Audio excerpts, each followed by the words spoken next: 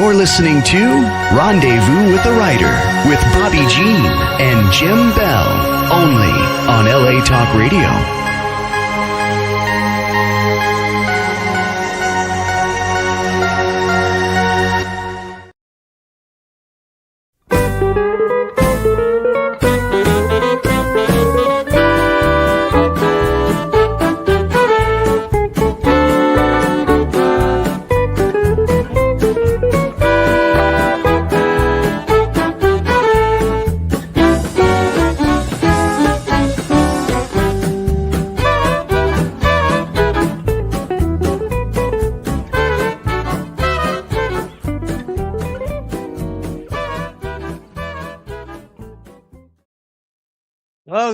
Welcome to Rendezvous with a Writer, where readers and writers meet. And story is everything. We're your hosts tonight, Jim and Bobbi Bell. You just been listening to Hot Texas Rhythm Band. Yeah. Or is it a swing band? Swing band out of Dripping Springs, Texas. And we are so delighted to see you. You are joining us tonight live, or you're catching this later as a podcast on audio or video. This is episode 181. And Jim, we were away last week. We were in Hollywood, California. Oh, my goodness. We were Galaxy Press's Black Tie event, a once-a-year deal where the finest science fiction writers of our time are there, plus the finest illustrators are there. It was an amazing night, and next week we'll have a full house with all guests from that very event, and you'll hear about it in more detail. And we were so thrilled to have Tom Swearingen guest host for us again. He does a wonderful job. He does a wonderful. We should just let him take the show, I think. Yeah. We should just give him the reins. He does a wonderful show. And his guest was singer-songwriter and movie music inserter. It's not quite the right word, but Chantel Ogden, and she places music into movies. They had a wonderful conversation. That was episode 180. And you can catch it on all of your favorite podcast platforms. And we're just happy to be back with you tonight. And who's our guest tonight? Tonight, Ron Elcom. He's the author of The Legacy of a Lie. And welcome, Ron. And Ron, where are you tonight and what's happening? Well, first of all, thank you very much for inviting me to appear on your show. I really appreciate it. I've been looking forward to it for some time. I'm in Rochester, Minnesota, which is in the southeast corner of the state. And right outside my window right now, there's hail hitting the house. We are under a thunderstorm warning. And about 15, 20 miles south of us, there are tornado warnings. So it's going to be an exciting evening in many ways. I'll be broadcasting from the basement here. Yeah.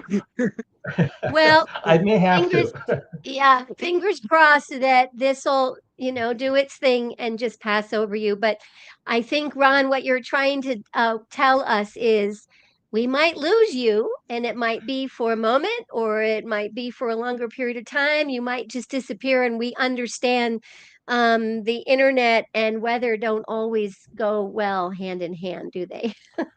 No, we sometimes lose power.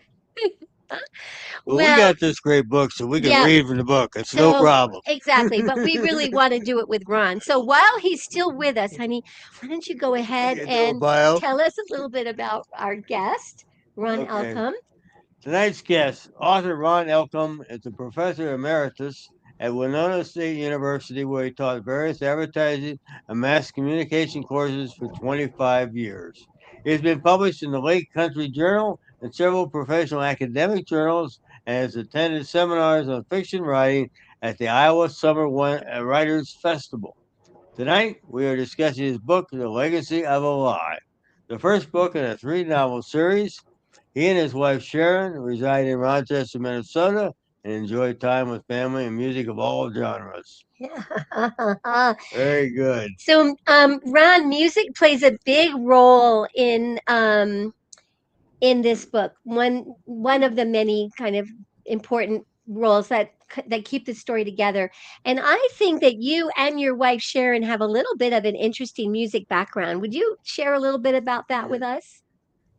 Well, my Sharon and I met in a music conducting class in college, and I was working on my master's degree, and she was an undergrad, and we saw each other on the first at the first night, and I got stuck being a grad student. I got stuck having to talk to the professor after class with the rest of the grad students, and she told me later that she walked as slowly as she could. She stayed as long as she could at her locker, and as soon as I could escape the professor, I was roaming the Performing Arts Center trying to find her. And so it's been, we've been together for well over 50 years now. Oh, Right. congratulations. Great. Well, as you share that story, it reminds me of a similar story from the book where Peg and John, Peg tells the story of meeting John. They weren't in a musical, they were in Romeo and Juliet, I think. Yeah. And he had scrawny Yes. legs and tights, and he was fencing. He was there because he was part of the fencing team. But they kind of took a liking to each other. But it took a long time, didn't it, before I think they finally meet at the cast party. So when you're sharing that story right there, I thought, "Oh, I wonder if he took their story and he just kinda, moved it around, put it in Romeo and Juliet." Well, there's an old adage in writing, especially in novels, that all writing is to some degree self autobiography. And so while there are certain events that none of these events actually happened in real life, but some of them mirror things. When my daughter first read the book, she said to me, she called me up and she said, "Dad, I know where that happened." Oh, that's cute. Do you wanna ask him about his writing career? Yeah, let's talk about your writing career a little bit.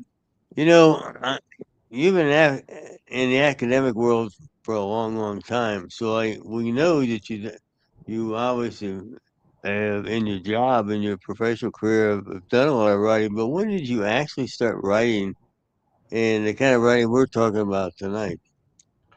About 25 years ago. And they started out with family vignettes, stories about what it's like to be looking at a sunrise over the lake at the lake cabin. Um, Yeah. those kinds of short stories. None of them ever got published, with one exception. I revised one, and it was recently published in the Lake Country Journal, which you mentioned. And so my writing began there. It wasn't until about 2 or 3 years before I retired, which has been 10 years now, that I began to take the writing craft seriously, and went to the Writers Summer Festival in Iowa, and read books on it, looked at videos about it, talked to people about it, joined writers groups, and really took the craft of writing seriously. Mhm. And as a result of that, I now have one essay published, a couple of others in the works, and a novel published, and a sequel to it in the works. Mm, mhm. Yeah. That reminds me, this event we were at, Ron, last Thursday night, it was an awards show. And so we got to hear each person who had won, give their Mhm. acceptance speech. And remember, Mike Strickland said, better late than never. And he had talked about, he had started actually getting some opportunities. Was he 60 or Yeah. 65? And it was a very great speech because everything he said, better Better late late than never. than never. Better late than Well, never. I take great heart from I think it was Grandma Moses who started painting at age 80. So Mhm. yes, and of course the closer I get to 80, the younger 90 seems. Well, that would be true. 90's the new 70, isn't it? Or something. I 90's the think new so. 60. I think it's well, let's see. With your background and the music part of your background as well, how would you say your background has informed informed your writing or influenced the writing that you do? Well, I've been a musician all my life, involved in choirs and bands, and I taught music for a number of years. Uh, and so my music has always been part of my life, and also my wife's, Sharon, very much as well. And I believe in drawing upon what you know as a writer to inform your writing. And while the characters in Legacy of a Lie are musicians, the story is really about them as people against the backdrop of what their lives are, which is music. Mm-hmm. Mm-hmm. Mm-hmm. Did you ever have your own band? No, I did not. Well, I take that back. When I was in college, we had the So What Else Is New trio, a folk Yeah, group, okay. and you know, a string bass, a banjo, and a guitar, and me singing, which was not always a good thing. But yes, we Okay. did have that, and I did play. I played semi-professionally, done a couple of gigs with a polka band, and also played with the Duluth Symphony Orchestra in Duluth, Minnesota. Yeah. Yeah. So I've had a varied career in music. Mm-hmm. You know, when we were talking the other night, was the trumpet your specialty, or did I misunderstand that? No, yes, the trumpet was my special instrument, Mm. and my father always claimed that I made a real sound on a trumpet when I was 2 years old. Now I think that was a proud papa talking. I don't think I really did that. One of the things that you shared, all of our guests have to fill out, we ask them to fill out a pre-interview form, and it just helps us get to know the guest a little bit before we actually meet. And one of the things that you wanted to chat about tonight was about being an author, working with low vision. And we thought it was fascinating. And when you shared with us, when we chatted the other night, we'd love for you to share with our audience a little bit about what does that mean, low vision, and how have you learned how to not let it stop you? About 15 years ago or so, I noticed that my eyesight was beginning to dim, and that I couldn't recognize things. It was in people from a distance. Uh, And what it turns out was that I have what's called age-related macular degeneration. And that was over a period of time, my central vision deteriorated. And so it became more and more difficult to read, more and more difficult to write, though I managed up until about 2 years ago when my central vision went completely away. So I have peripheral. I walk around. I don't usually bump into things, and I can function quite normally. If you didn't know that I have this problem, then you wouldn't never suspect it. But it turns out that I can no longer read. I can't take a book, which I love to do, and hold it and read it. Uh, and so I became quite depressed about 2 years ago. It was very, because I thought all I have left is sitting on the patio, which was nice, but not a way to live. And a woman from the Minnesota Services for the Blind, who was more visually challenged than I am, came down and showed me things that I could do on the computer that I did not know was possible. And that allowed me to begin to write. The first draft of a story or anything you write is the brain to the fingers. I took typing in 10th grade, and so you just type. You don't think about it, you just automatically write it. It's in the rewriting and in the editing and in the crafting of the dialogue and the crafting of the story that becomes the problem.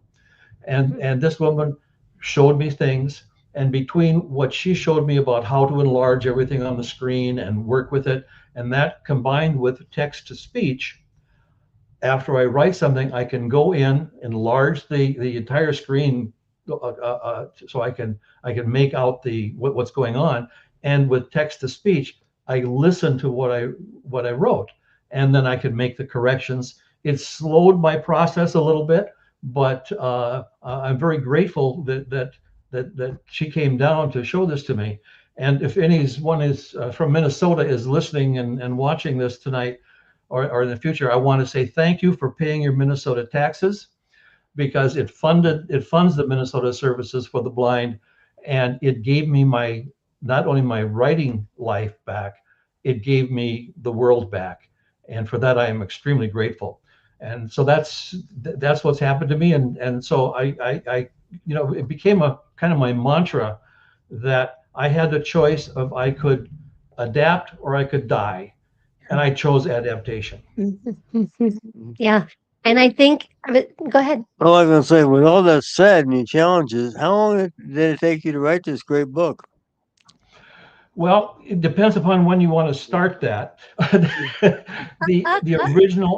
original idea came, that's probably 15, 16 years ago now, where the germ of the idea for the book came about.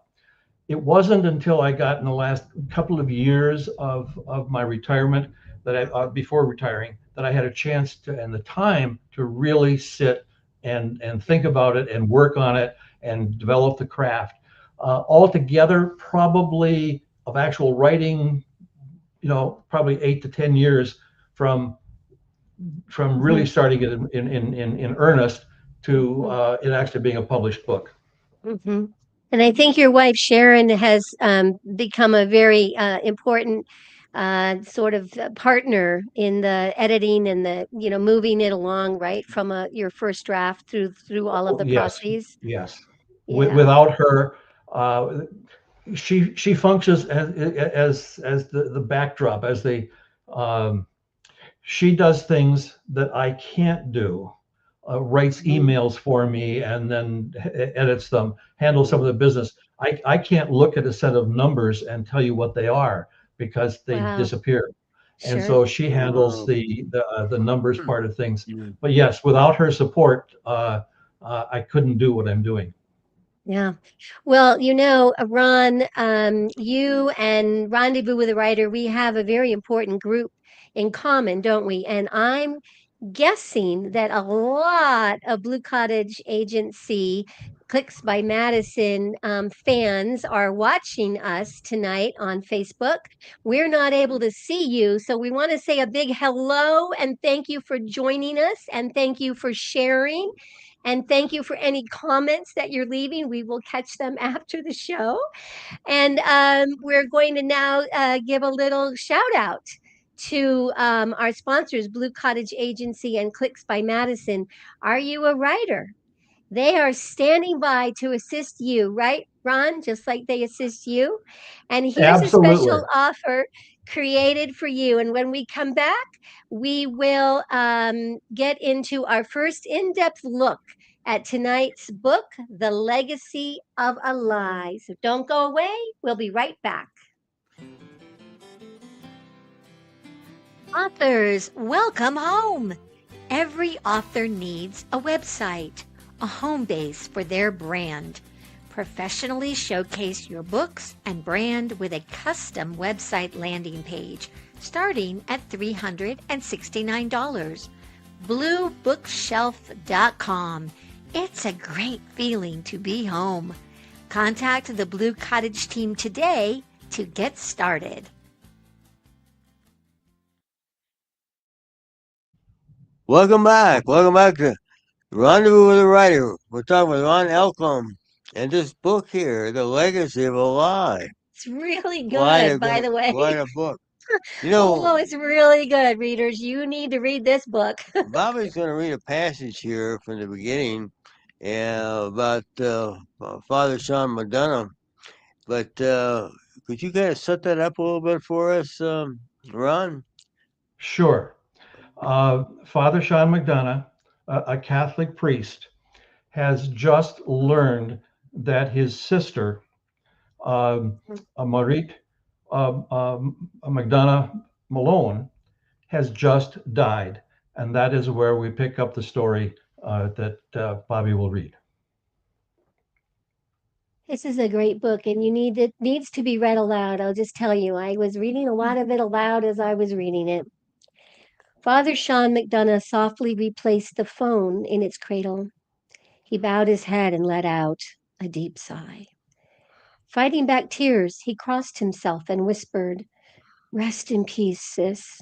Rest in peace." Bending, he retrieved a small brown paper package from the credenza's lowest drawer and placed it in the center of the desk. His desk chair groaned under the sudden addition of his weight. The priest did not attempt to open the package. Instead, he reached for a family portrait, cradled it in his hands, and sat staring at the image. In the picture, his 16-year-old self was seated between his mother and sister, while his father stood behind the trio. His father's chin jutted out and up, giving him the appearance of a diplomat. Instead of a friendly smile, he assumed the face of a dignified and meaningful person. His mother's kind smile and the memory of her gentle hand on his shoulder warmed the priest's heart. He smiled at the twinkle in his sister's eyes, recalling the giggles they had shared right before the flash and click of the camera shutter. He chuckled out loud at the memory of boisterous laughter when the harried photographer told them the sitting was over. He returned the photograph to the desk, picked up the package, and gently ran his fingers across the top. Two snips of the scissors and the strings holding the wrapping fell away. Inside were two sealed envelopes, one addressed to him and a larger second envelope addressed to Allison Williams at the Williams Lofton Law Office. Seeing his sister's delicate handwriting brought tears, blurring his vision. "Sean, please deliver this package to my attorney, Allison Williams. Thanks, M." Okay. The legacy of a lie, just one passage. Could you share a little bit about the inspiration for the story, Ron? Well, the inspiration was one spring and summer in two separate locations. We were out for dinner one night, and a young woman who was talking with, I think, an uncle, caught my attention. And she had this most beautiful face. I can still see her face in my mind's eye. And this happened to have happened, I don't know, 15, 18 years ago, whenever it was. And that face has stuck with me and haunted me. A few weeks later, I was at a choir concert. My wife was singing in the choir. I was not in that particular choir at the time. And two people were handing out the programs. And one of them was a young 13-year-old or so girl. And her face stuck in my mind. And I can still see these two young women. I have no idea who they were. Neither of them. The older girl was not in any class that I taught. I never did know the younger girl at all. But the visions of them stuck with me, and I kept thinking, there's a story here. There's got to be a story here. But what could it be? And so it was, well, what if that? What if they were sisters? But how could they be sisters? Because they live 50 miles apart. Well, what if one was adopted? And then the characters began to interact with me, and they started to tell me their stories. And sometimes they were very open and forthcoming on what was going on and with them and what had gone on with them. And sometimes they were quite coy, especially Anna, the young girl, the 13-year-old. She was particularly coy. And I remember one time sitting down with a notebook and longhand, actually conducting an interview with Anna to try to figure out what was going on. And I'd put R : and ask a question, and then A : and she'd answer me. Usually the first answers were, and why do you want to know that? What business is yours? And so on. And so these characters became real. And I think most novelists will tell you that The characters on the page are their friends.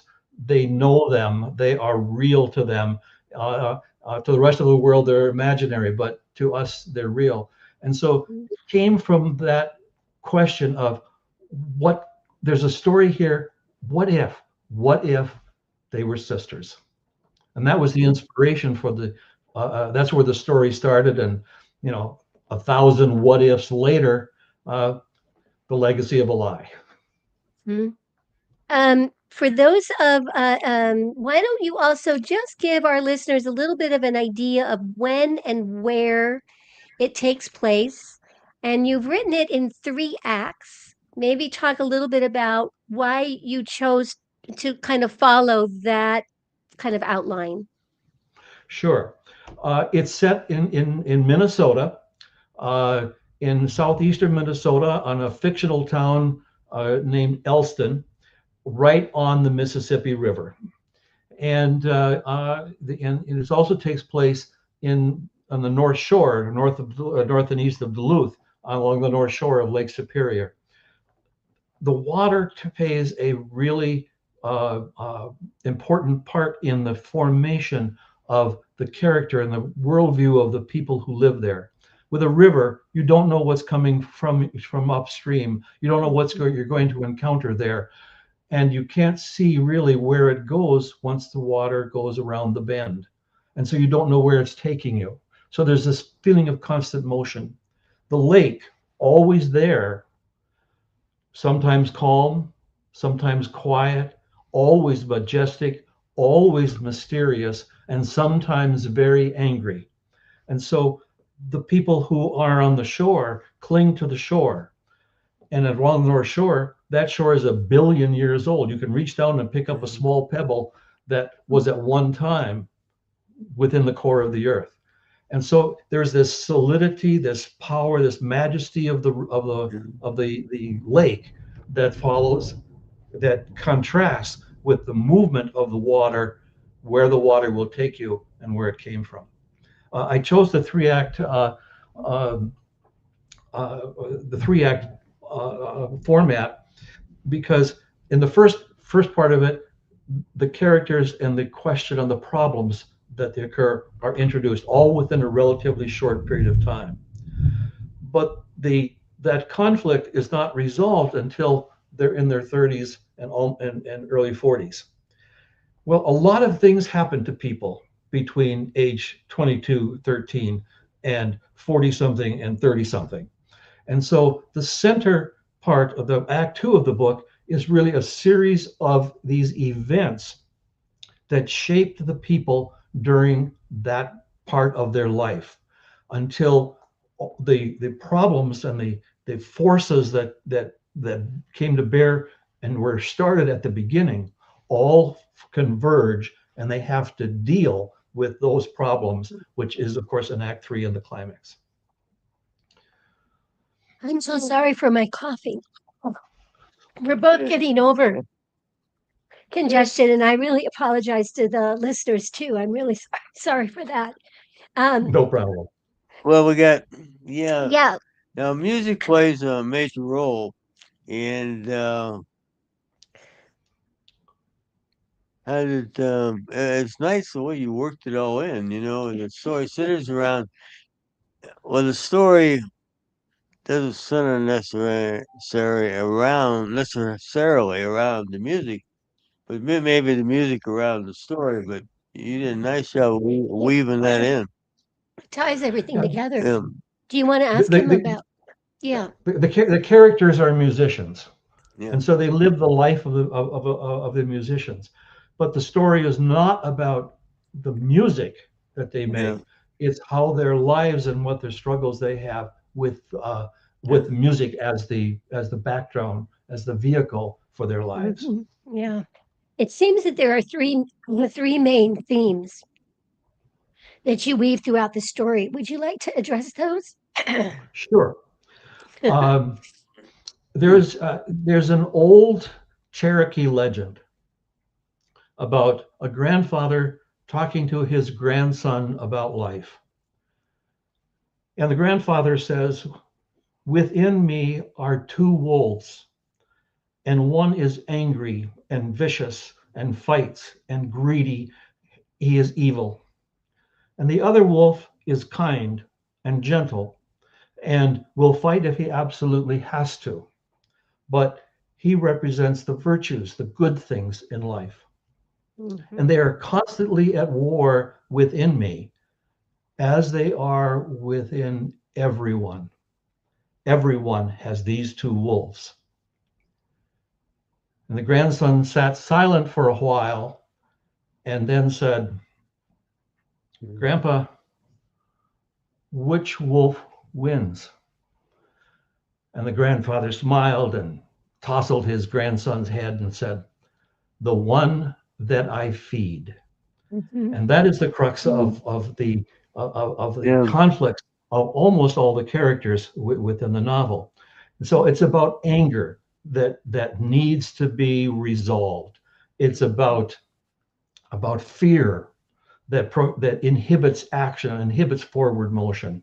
It's about cynicism that can cloud one's judgment and has to be overcome. Mhm. It's these three things, all in the context of the Cherokee legend and the struggles that the characters go through.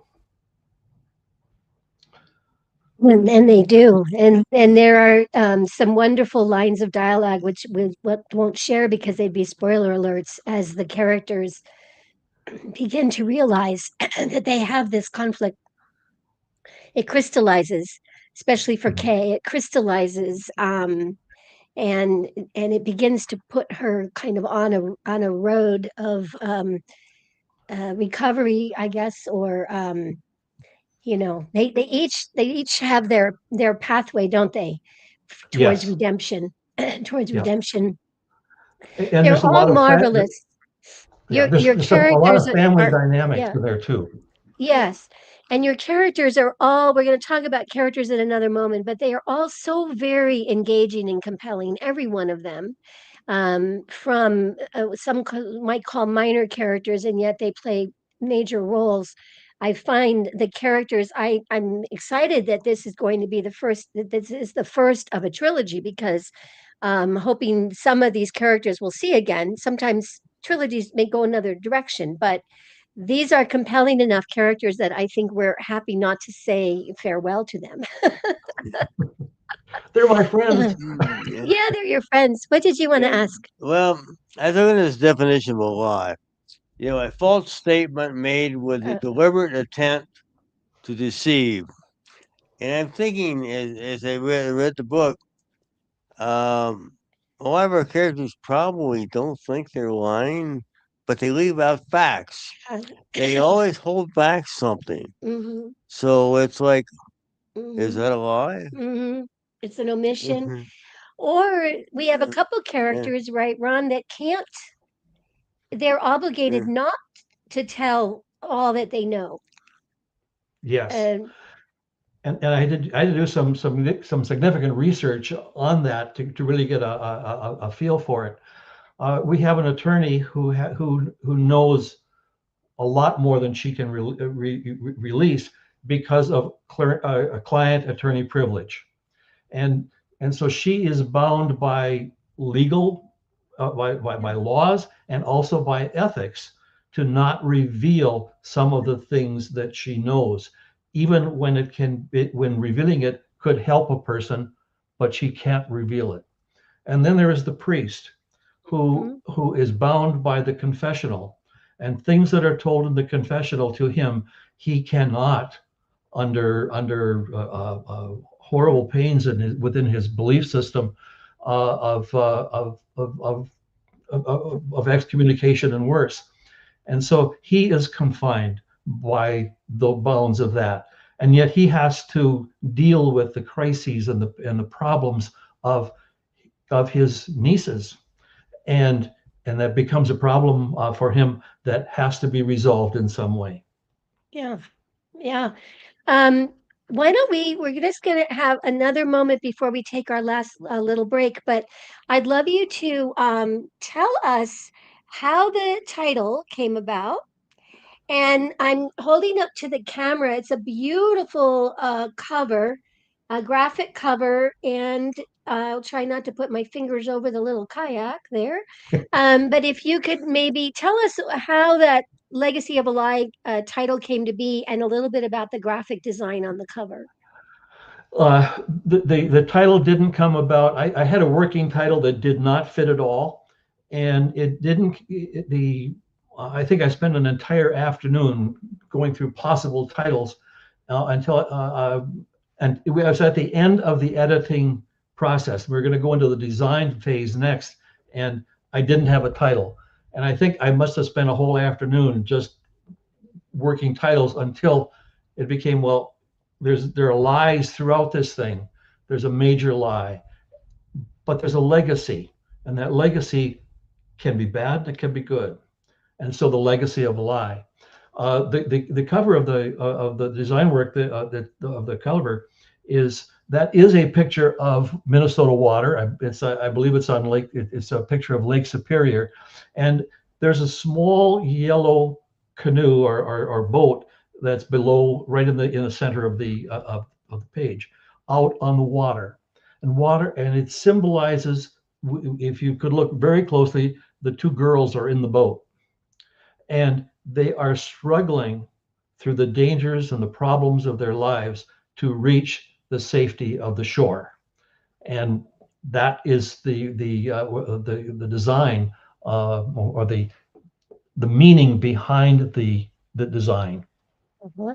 And superimposed or very faint, but you can see it in the background, is a musical score, isn't it? Yes, it is, and it is a score of the spinning song from Gounod's opera Faust, and it is indeed the score from that, and that particular song plays an important part in the story. We're going to step away. Okay. Okay. We're going to step away for just a minute. And Ron, we're so excited you're still with us. No tornadoes or hail or anything yet. No, the hail is dissipated. We're going to step away for just a moment to tell you about one of the places you can order the books from many of our author guests, including tonight's guest, Ron Elcom's The Legacy of a Lie. Find their books on the Out West Shop affiliate page on bookshop.org. And when we come back, we'll shift gears a little bit and we're going to meet some of tonight's featured cast of characters. Don't go away. We'll be right back. Story is everything. Find a great one on Out West Shop's bookshop. Go to outwestshop.com. Find books and CDs on the menu. Choose Shop Out West on bookshop.org. Browse through featured authors on Rendezvous with a Writer. Explore curated book lists and our featured picks. Add in note cards, calendars, and jigsaw puzzles. One-stop shopping for great gifts. Use the search box to find thousands more titles. Make the switch. Your purchase supports us as independent booksellers. That's our story. Welcome back. Welcome back to Rendezvous with a Writer. We're talking with Ron Elcom and The Legacy of a Lie. You know, we asked this question kind of before. I think you kind of answered it, but I'll ask it again. Do these some of these characters, they ever surprise you? Well, it's really strange because these characters just kind of appear as you're writing, and all of a sudden the uncle appears, and it's a very strange phenomenon. But there are three of the characters that they're minor characters, but they're important characters, and they're also a sort of an archetype, and I pay homage to them. And the first of those is Paul Williams, who's a journalist, and Paul represents, to me anyway, those journalists who dig deep, who go for the truth, who don't just go for the quick scandal line at the top. They dig deeper and deeper and find out not only what, but how and why. And so that's an homage to all those journalists seeking the truth. Father McDonough is, I'm a preacher's kid. And so I have grown up with clergy. I'm not Catholic, obviously, because he's a Catholic priest. But he represents to me, and it's an homage to all of those clergy, both Protestant and Catholic, whom I've known over the years, that through their compassion and their love of people, as well as their love of God, uh, to help people in crisis and help them through it. And so it's an homage to the help that that clergy can and do give when it's really, really needed. The third minor character who plays a major role is Dr. Elizabeth Kaiser, and she's a college music professor. And she has, this is an homage to all of those music teachers who start by teaching the beginner where middle C is on the piano and listening to the plunk, plunk, plunk of Twinkle Little Star or the scratching of the violin, and teach not only the notes and the techniques of the instrument or of singing, but also give life lessons along the way and use music to help teach those life lessons. And so those three characters are really archetypes of people who have, they're not specific people that I have known, but they are people that I have encountered. And then you have, of course, a few others. Tell us a little bit about Nikki. I love Nikki, but she's a very beautiful Southern California Valley girl look. You think Rodeo Drive, and you have Nikki. Yeah. She's very beautiful, and she's a good singer, but she's not good enough to be a professional. And she is jealous of those who are. And she is also vindictive. But to me, because I love Nikki, there's more there to her than I know. Well, she has a lot of talent. She truly does have a lot of talents. Yeah. Sometimes it's more fun to write the bad guys than it is the good ones, right? Sometimes it is. Is there somebody you would like to ask about from our little list? Well, we have to ask about Merritt. Who is Merritt? Yeah. Okay. Merritt is Father Sean McDonough's sister, Merritt McDonough Malone. And because she dies, that's it happens in the first chapter, so it's not really letting out Spoiler alert, yeah. Yes. But she dies, and so we can only know who Merritt is or was through the memories of people that knew her and loved her. And so who she is comes out through the novel. She is a major character within the novel that has a profound influence on Anna and Kay. Let's see. I'm looking at time. You know what, Ron? We're just going to go right into, so we have enough time. Tell us where people can find you and follow you and purchase your book. We'll start there. Okay. I have a web page, ronelcom.com, and the books can be ordered through there. They're available at independent bookstores and on Amazon and Barnes and Noble. They're available everywhere, but you can order them and get to there either directly to one of the bookstores that you prefer, or through my website. I can also be followed on Ron Elcom Author on Facebook and on Instagram. So things that are happening, events that will be happening, will be posted there as they go along. But that's where you find me, and that's where you can order my book. And we'll just do a little shout out to Independent Bookseller Day. I believe is this Saturday. So wherever you get your books, or you hear about this book and you go to your local independent seller, they can order it for you. And just Saturday is a great day to support independent booksellers out there. And Ron, what are you working on next? Well, there is a sequel that I expect in the next 5 to 6 weeks or so to be sending to my editor, and it is a sequel to this. And yes, some of the characters reappear, and there are a couple of new characters that come in with a different twist, where the legacy of a lie, the main protagonist is Kay, the older girl. Yes, Anna has struggles and she's there. Uh, the second book, which I don't have a title for yet, right? The working title is question mark title question mark. There will be a title on it eventually, but I don't have one for it just yet. It's a But secret right now. it's a secret, yes. And the main character, the main protagonist there will be Anna. Okay. All right. Let's see. Do you belong to any writing groups?